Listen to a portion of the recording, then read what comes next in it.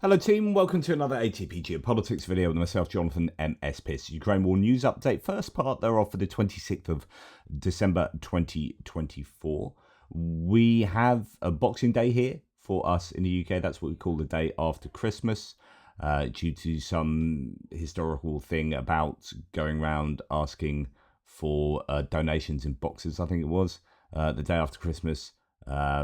Something like that. Anyway, it's Boxing Day, and I'm a little bit worse for wear post-Christmas excesses. Let's start with the Ukrainian General Staff figures for the Russian losses for the day before. All the usual caveats apply, of course. 1,540 personnel lost is a very high number. 2 tanks is a much lower in that category, as is 10 armoured personnel vehicles, half the kind of daily average, about where it was yesterday. Artillery systems have jumped up a little bit from yesterday to 24. That's above the daily average. We have 1 anti-aircraft warfare system, a lot of drones and cruise missiles from that Christmas Day strike, and then 63 vehicles and fuel tanks. Anti-aircraft system, warfare system, that's good news for the Ukrainians. Let's look at Andrew Perpetua's loss list from the 25th. And I explained the differences between these stats previously. 80 personnel caught on camera perishing there. We have the Ukrainians losing about half what the Russians lost. Much smaller day, much lower numbers there in both for both sides. And we talked yesterday about how we, other than personnel, we saw a downtick in the equipment being lost. This could be some kind of reflection of that. We have a Leopard 2A4 abandoned, a couple of tanks thrown in there, another one abandoned, 1 damaged, 2 infantry fighting vehicles, 1 a Bradley destroyed, that's another Bradley taken out there. F-103 Spartan, UK provided APC destroyed, and then an M113 abandoned, MTLB damaged. We've got 3 MRAPs irretrievably lost, Max Pro Senator Kozak, a couple of Petra Land Cruisers that have also destroyed, a couple of ATVs and whatnot. So fairly bad ratio there for abandoned and destroyed to damage, but not that much equipment there lost today. We go up to the Russian losses in terms of combat asset losses, probably a 2-to-1 loss there in total. A couple of bits of artillery, including destroyed BM-21 Grad multiple launch rocket systems. So that's good news for the Ukrainians. Quite a few tanks on the list today. 11 tanks is it, and 6 of them being abandoned or destroyed, so just over half. And then we come down to infantry fighting vehicle, 5 of those there, most of them BMPs, BMP2s and BMP3, all of them destroyed or abandoned. And then an AFV and an armoured fighting vehicle, then down to APCs and infantry mobility vehicle, almost all of those destroyed or abandoned. That's 6 in total though, 5 out of 6 like that. So a few trucks, some ATVs, sort of golf buggies, Desert Cross 1000-3s, and civilian vehicles there. So nothing too critical for either side. Russians losing quite a lot of tanks. Ukrainians still losing Bradleys at a fairly consistent rate, showing that they are using them, of course, but they will need to replace those. Right, quite a bit was said by a few people yesterday about someone in is it Duma? No, it looks a bit too small for the Duma. Anyway, a Russian announcing that 600,000 Russian soldiers are currently undergoing rehabilitation in one of the centers near Moscow. That's the Moscow mayor, Sobyanin. I think he just misspoke, because there's no way you can have 600,000 people in a rehabilitation center, single one. So probably 600 people saying, unfortunately, there's most likely a mistake during speaking. Only one of the rehabilitation centers, I mean, that can't accommodate 600,000 people. Therefore, it's likely that 600 wounded soldiers are currently undergoing rehabilitation in that center. Yeah, so that was getting people excited, because there was thought to be an admission of the scale of the Russian wounded. But yeah, unlikely to be 600,000 in one center. Right, okay, moving on. Just quite a bit of footage coming out. I just saw some footage of, is it 6 people on the back of like a golf buggy something like that, that were taken out by a drone, and it was, that was pretty hardcore. Russians have once again deployed equipment for assault operations in the Liman direction, and once again they ended up without it, says War Translated's Dmitry. A tank and an infantry fighting vehicle first hit our mines and then were finished off by the pilots of a drone, a unit of the 63rd Brigade. So there are various pieces of footage coming out from right across the front line at the moment. Lots of attrition going on, but the Russians are still advancing on. I really will try and do a map update today. I need to. It's been way too long. Right, the Ukrainian armed forces hit the command point of the 810th Guards Naval Infantry Brigade in Lvov, Kursk Oblast yesterday. I reported that there was a HIMARS strike on a 5-story building. Now, Russian bloggers confirmed, so this is coming from the Russians themselves, that the attack, they confirmed the attack, and report that, quote, they hit exactly where they needed to, hinting that this was a successful strike by the Ukrainians. Igor Sushko here says Ukrainian HIMARS strikes destroyed the 810th Marine Brigade Command Center, hidden in a 5-story residential building in Lvov, Kursk region. Russians report the brigade deputy commander, Lieutenant Colonel Salim Pashtov, is among the 17 Marines killed. Most were officers. So the claim here is that it hit a command center. Indeed, here we have Ukraine targets Russian command center in Kursk, obliterating Marine Brigade commander. So Euromaidan press actually reporting it was the commander who was killed. Elsewhere, the deputy.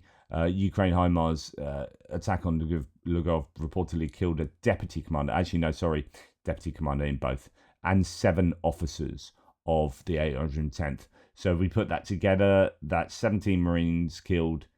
We have 8 of which were officers, and one of them the deputy commander.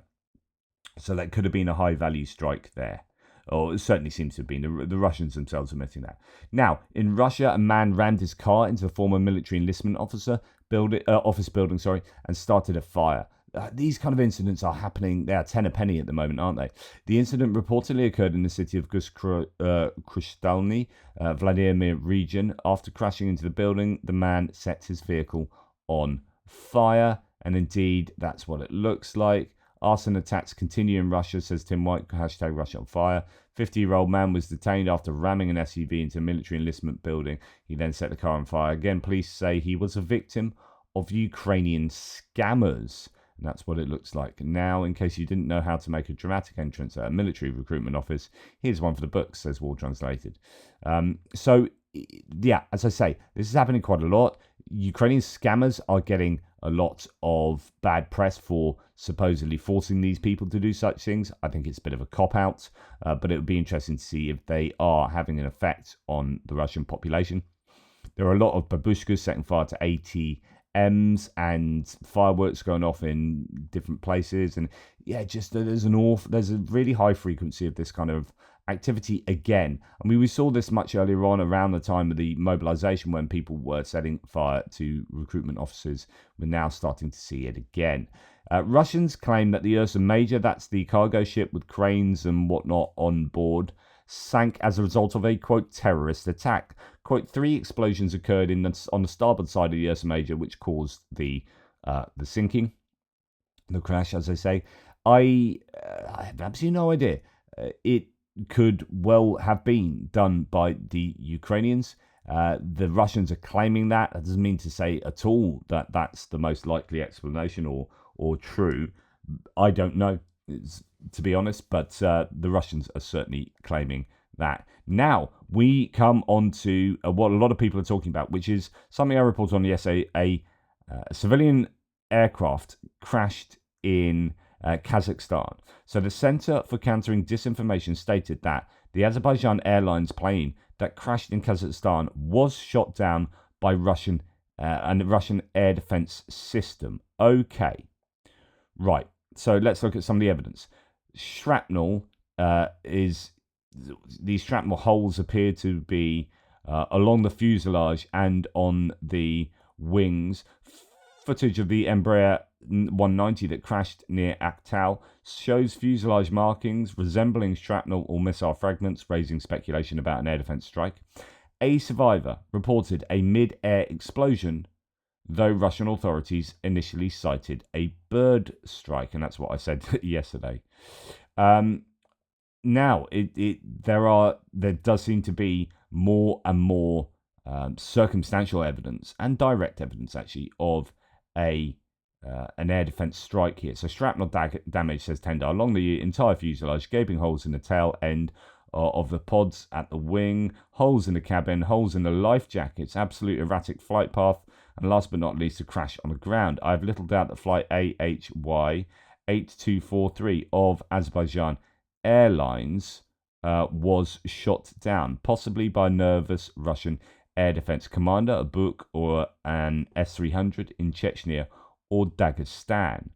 And here we can see, further evidence being suggested there. Tendar goes on to say, the damaged pods at the tail end excludes any chance that this was a bird strike. And as some mentioned, it would have been a Russian Pantsir air defense system. We can add some more to this, right? So Kiev Independent says that the plane crashed en route to Russia, may have been shot down by Russian air defense system. Russia launched a massive aerial attack against Ukraine on December the 25th as well. That's just summarizing news. What I wanted to say was this. So video evidence showing holes in the tail section suggests that Azerbaijan Airlines plane could have crashed in Kazakhstan due to damage by or from a Russian air defense system. On December the 25th, the aircraft attempted to land in Grozny, Russia, twice, but was denied permission due to an ongoing Ukrainian drone strike in the area, or drone attacks in the area. So if you remember, there was a Foxbat plane come drone that was shot down in Grozny. There were strikes on Grozny. Now, this then fits. If there were Ukrainian drone strikes going on at the time, then Russia might well have shot this plane down with a, trigger-happy air defense system operator, or just the confusion of what was going on. The pilots reported multiple system failures, including GPS, control systems, and hydraulics after experiencing what they initially thought was a bird strike. So they initially thought it was a bird strike. Loads of things then started going down. The plane encountered problems over the Narysky district of Chechnya in Russia, an area housing military installations, including air defense systems.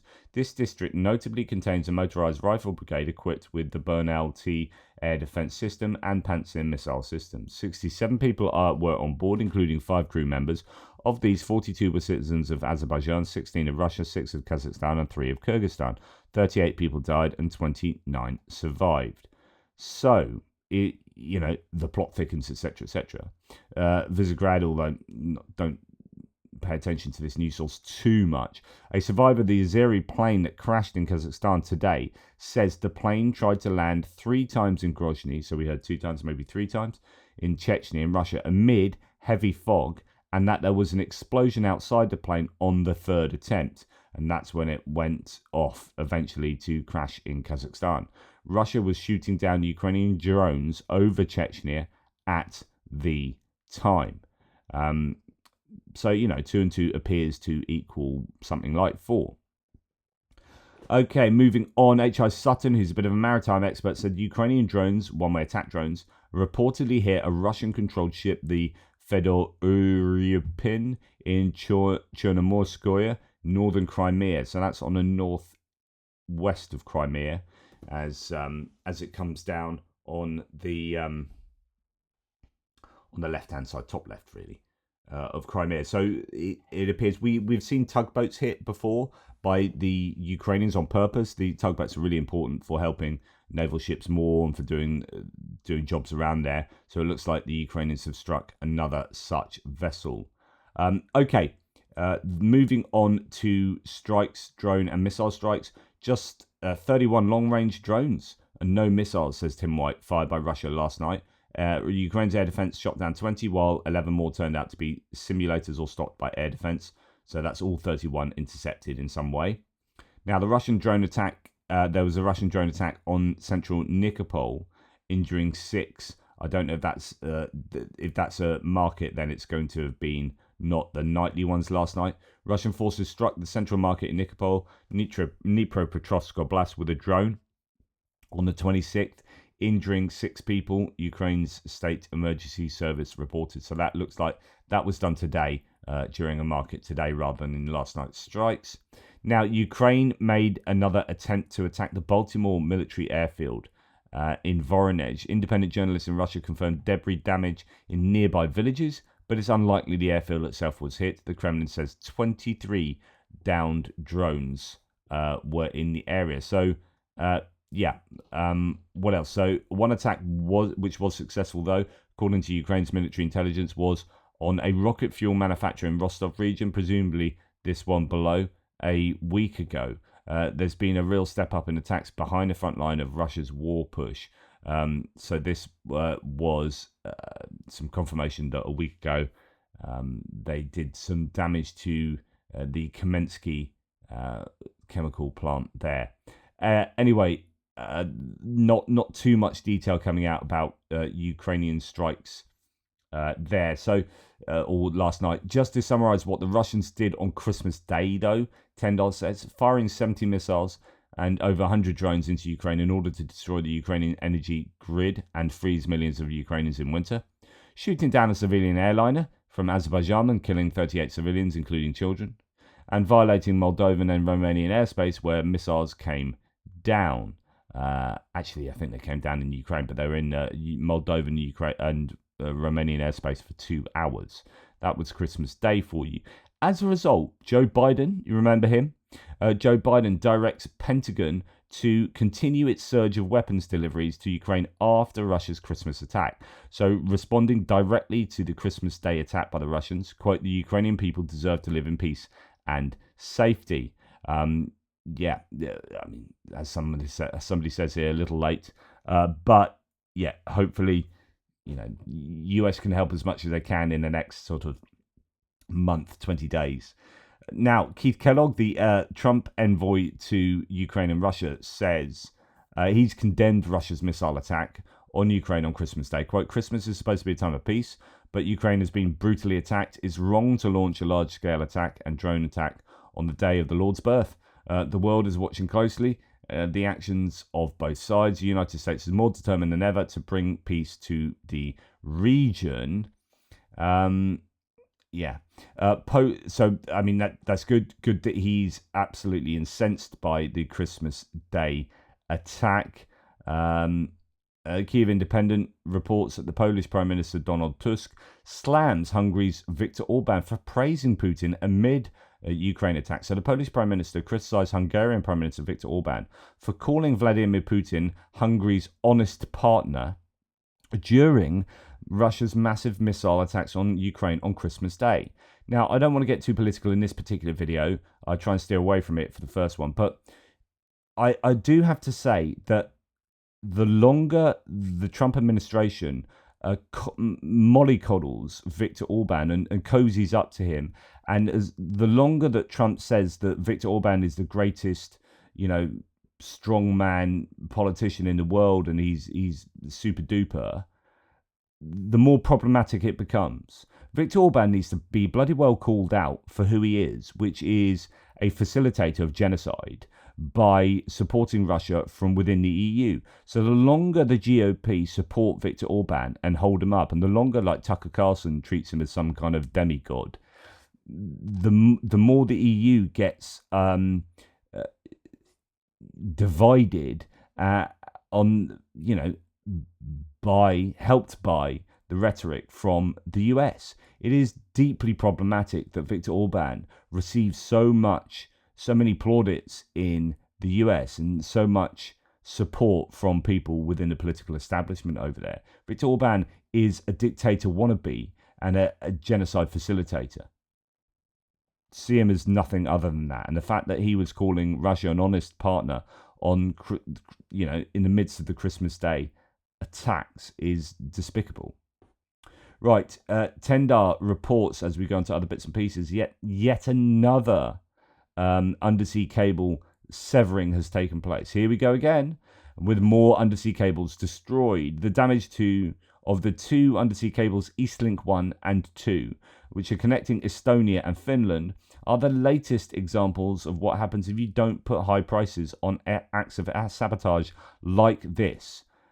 Russia need to be held to account for this. Just incredible. So what has happened? Okay. So the Eastlink 2 underwater electricity cable between Finland and Estonia has been severed. Earlier this November, damage was reported to cables between Finland and Germany and Lithuania and Sweden. In December, 2 breaks were also recorded on the underwater cable between Sweden and Finland. Just absolutely blows my mind. What does this commenter say? The Nordic nations are teasing a new initiative of inspecting ships leaving Russia's St. Petersburg port for insurance and environmental compliance. This may seem insignificant, but it could disrupt shipping on a global scale. We'd heard about that previously. So something needs to be done about these ships that are sailing down there. Anton Gerashenko says Russian involvement suspected in a breakage of Eastlink 2 cable. Finnish border guard escorted an oil tanker called Eagle S to Porkala due to its suspicious activity in the Gulf of Finland.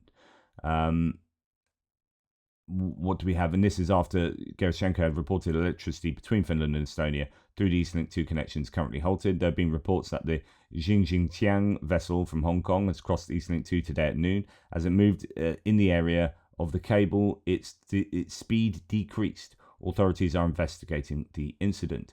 Reportedly, the ship slowed down to a quarter of its speed just minutes before it crossed the Eastlink 2. This happened around the time that the cable broke. Eagle S is registered in the Cook Islands, but Lloyd's List, Lloyd's of London Maritime Insurers, reports that it belongs to the Russian Shadow Fleet. And as someone says, watch NATO ignore it while critical infrastructure becomes hit more and more. Pekka Kalianiemi says, so far 3 cables between Finland and Estonia appear to have been sabotaged, likely with involvement from Russia and China. Yet there have been 0 consequences for the perpetrators. How much longer will we tolerate this? Who is this?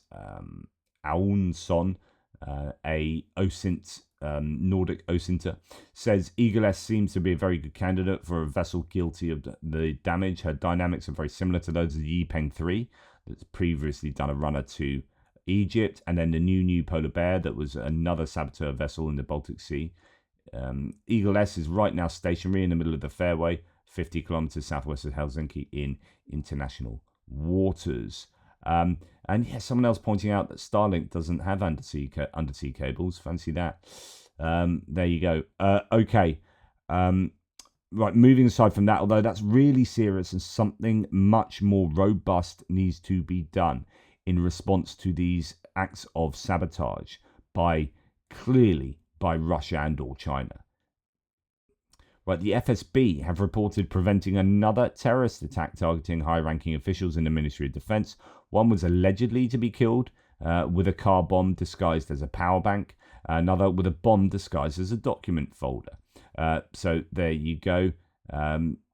Let's have a little look at what they say. So the FSB has prevented a series of assassination attempts on high-ranking officials in the MOD in Moscow and their family members. The assassinations were being planned by Ukrainian special services, according to the FSB's Public Relations Center. According to intelligence, one of the Ministry of Defense officials was to be blown up in a car using a bomb disguised as a power bank. To carry out this plan, an agent arrived in Moscow from Ukraine, transiting through Moldova and Georgia, posing as a deportee. The agent has been detained. Another military official was targeted for assassination using a bomb disguised as a document folder. 2 Russian citizens tasked by Kiev with delivering the disguised explosive device have been detained. A Moscow resident who conducted reconnaissance for Ukrainian special services regarding the residences and workplaces of high-ranking Ministry of Defense officials and their families has been detained. He was sending photo and video materials to facilitate the planning of terrorist attacks. The components for manufacturing the bombs were smuggled into Russia by Ukrainian special services in household appliances, tools, and car parts. That's what the Russians themselves are claiming. Pinch of salt and all that. But there has been an awful lot of sabotage activity from Ukraine in Russia, it seems. And indeed, in Russia's Arkhangelsk region, authorities detained yet another teenager accused of being bribed by Ukraine to set fire to United Russia Party building. A full Spetsnaz team was dispatched for his arrest. Wow. So the problem of such recruitment is evidently seen as serious, with Russian channels proposing programs focused on counter-propaganda. So an example of the sort of reaction here. A program is needed to conduct pro-Russian propaganda on modern media platforms in social networks, TV series, comics, computer games, podcasts, and streaming services. Most bans this year have specifically restricted domestic propaganda, while the enemy continues to recruit our citizens as before. It's necessary to showcase stories of those who were recruited and deceived by the enemy. They should share their unfortunate experiences and warn their peers of the dangers. Young people should be engaged in identifying channels for the dissemination of enemy propaganda, which can include clubs based in youth centres and educational institutions. Conditions must be created so that teenagers can call the emergency number 112 to report being coerced or pressured into committing illegal acts. This information should be accepted at any stage, even if awareness of the situation comes at the last moment or after the crime has already occurred. Mechanisms should be established to reward teenagers for refusing to cooperate with the enemy and for encouraging their peers to make the same decision. If a minor of their family is in need of material assistance and the enemy exploits this vulnerability to push the child into committing acts of terrorism, regional authorities and our NGOs must step up to demonstrate that the country is ready to help and will not leave children to face their problems alone and at the mercy of the enemy.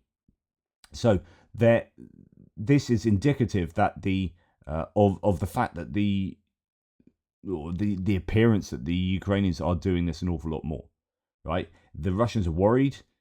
Young people are being targeted. It seems old people are being targeted as well. Right, Russia's inflation hits a year high, driven by war spending and food price hikes, says Rosstat.